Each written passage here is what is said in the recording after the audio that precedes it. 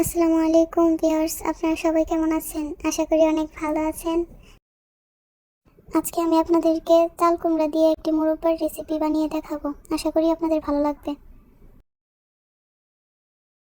তো আমি প্রথমে একটি চাল কুমড়া নিয়ে এটাকে ছুলিয়ে নিয়েছি ভালোভাবে। এখন আমি এটাকে কেটে নিচ্ছি।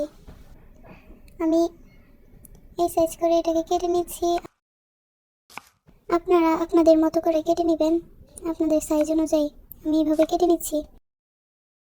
আমার কাটা শেষ। এখন আমি এরকম একটা কাঠির মতো নিয়ে এটাকে ভালোভাবে ছেঁচিয়ে নিব। এপাশ ওপাশ ভালোভাবে একদম ছেঁচিয়ে নিব। আপনারা আবার ছেঁচতে আবার ভেঙে ফেলিয়েন না, যাতে না ভাগে।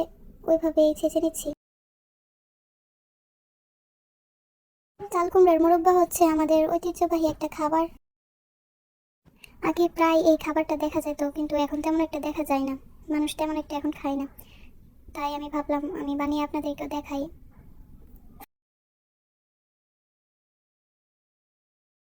আমি এমনভাবে এটাকে ছেঁচিয়ে নিয়েছি, আপনারা ওইভাবে নেবেন। এখন আমি এটাকে পানি দিয়ে 2 থেকে 3 বার ভালো করে ধুয়ে নিচ্ছি। ভালোভাবে ধুয়ে নিতে হবে এটাকে।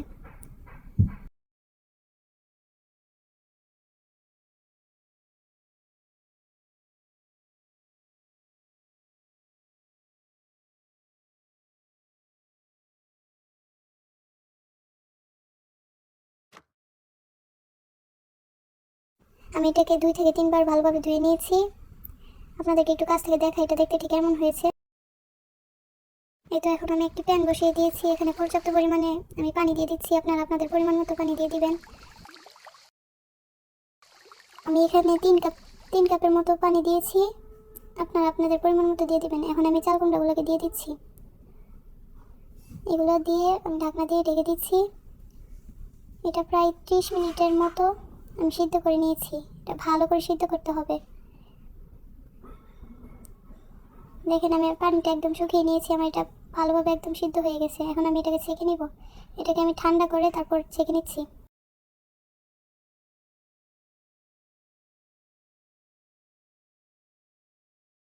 দেখেন এইভাবে চেপে এটার থেকে যে পানিটা আছে এটা বের করে দিতে হবে।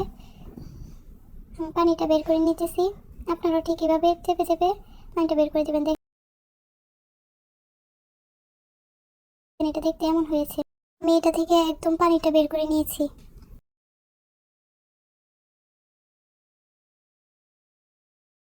কিছু নারকেল নিয়েছি এখান থেকে।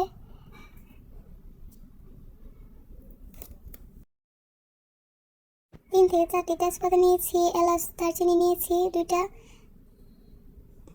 এখন আমি একটা প্যানে পর্যাপ্ত পরিমাণে তেল দিয়ে দিচ্ছি।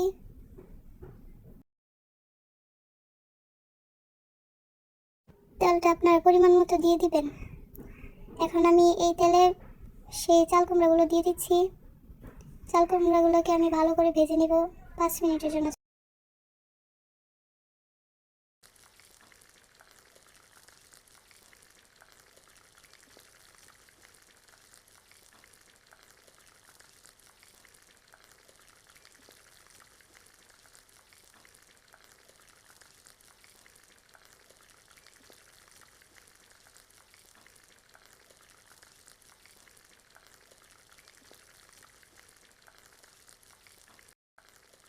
তো দেখতেই পাচ্ছেন আমার এটা প্রায় ভাজা হয়ে আসছে। এটা যখন একটু হালকা ব্রাউন কালার হবে তখন এটাকে নামিয়ে নিতে হবে।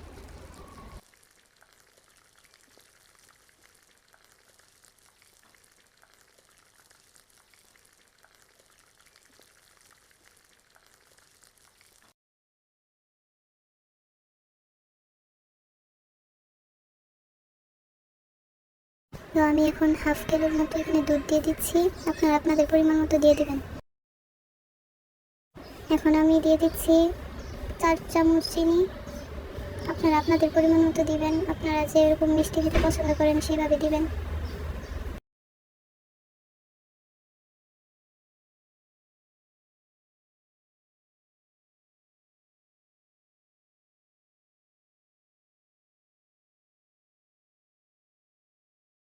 তো দেখতে পাচ্ছেন দুধে বলক এসে গেছে। এখন আমি এই পর্যায়ে 3 থেকে 4টি তেজপাতা, 3টে এলাচ এবং 2টি দারচিনি দিয়ে দিচ্ছি।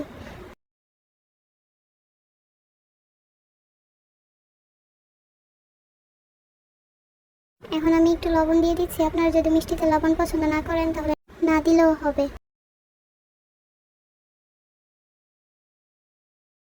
যে তেজপাতাগুলো এবং এলাচ দারচিনিগুলো দিয়েছিলাম এগুলো তুলে নিচ্ছি। এগুলোর যে স্মেলটা ওইটা চলে আসছে, আমি এগুলো ফেলে দিচ্ছি।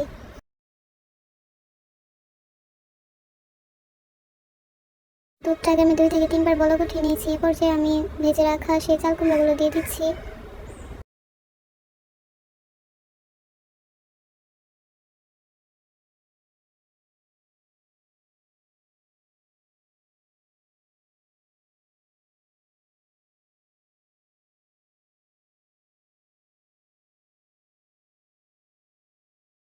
এটাকে নেড়ে চেড়ে এখন ঢাকনা দিয়ে ঢেকে দিচ্ছি 4 থেকে 5 মিনিটের জন্য। এর ভিতরে এটাকে 2 থেকে 3 বার আবার নাড়াচাড়া দিয়ে দিচ্ছি যাতে এটা না লেগে যায়।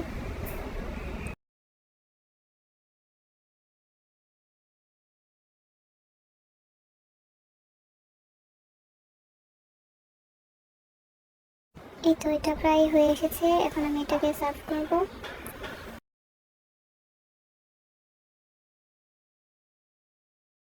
তো দেখতেই পারলেন আমি কত সহজেই এই চাল কুমড়ার মোরব্বার রেসিপিটি আপনাদেরকে দেখালাম।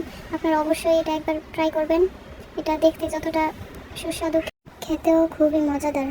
আমার ভিডিওটি যদি আপনাদের কাছে ভালো লেগে থাকে অবশ্যই একটা লাইক দিয়ে আমার চ্যানেলটি সাবস্ক্রাইব করবেন এবং পাশে থাকা বেল আইকনটিতে ক্লিক করে দিবেন আমার পরবর্তী ভিডিও নোটিফিকেশন সবার আগে পাওয়ার জন্য। তো আল্লাহ হাফেজ।